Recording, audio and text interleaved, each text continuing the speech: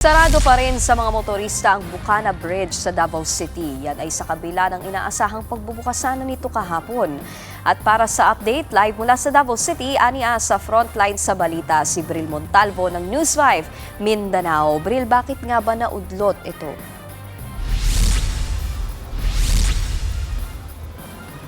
Nikki, may mga kailangan pa raw ayusin sa Bucana Bridge dito sa Davao City, kaya 2 beses nang naudlot ang sanay temporary opening nito simula pa noong Lunes. Sarado pa rin sa mga motorista ang tulay.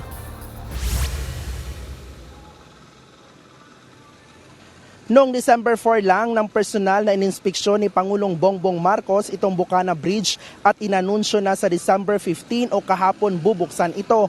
Pero kahapon, base sa anunsyo ng official Facebook page ng DPWH 11, hindi pa umano maaaring buksan ang Bucana Bridge dahil meron pang ilang bahagi ng daan ang inaayos at maaaring makadelikado sa mga motorista. Maging ang mga electrical wirings nito ay inaayos pa din.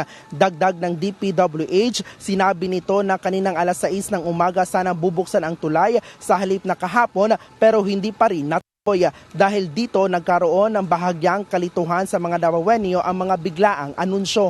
Sa pahayag naman ni Acting Mayor Baste Duterte sa kanyang official Facebook page account, sinabi nito na premature at careless umano ang pronouncement ni PBBM sa pagbubukas ng Bucana Bridge. Banat pa niya sa mga nag-aanunsyo ng opening, mas mahalaga pa raw sa mga ito ang gawing kaaya-aya ang kanilang mga sarili kesa unahin ang kaligtasan ng mga taga Davao.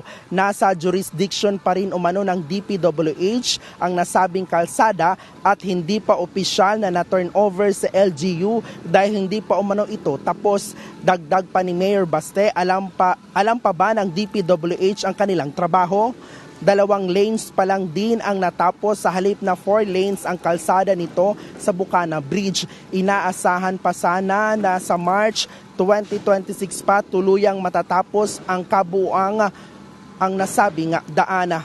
Nikki, sa ngayon kung makikita nyo dito ay patuloy pa rin inaayos ang segment B dito nga sa Rojas Boulevard na karugtong nga nitong Bucana Bridge. Samantala, Nikki, kanina ay hininga natin ng komento itong nga DPWH hinggil sa pahayag ni Acting Mayor Baste Duterte pero wala pa silang tugon dito. Wala pa rin panibagong anunsyo ang ahensya kung kailan ulit magaganap ang temporary opening ng tulay. Nikki. Yan ang Express Report ni Bril Montalvo mula sa Davao City. Mga kapatid, Nikki de Guzman po. Para sa pasada ng mga rumaratsyadang balita, mag-follow at mag-subscribe na sa social media pages ng News 5.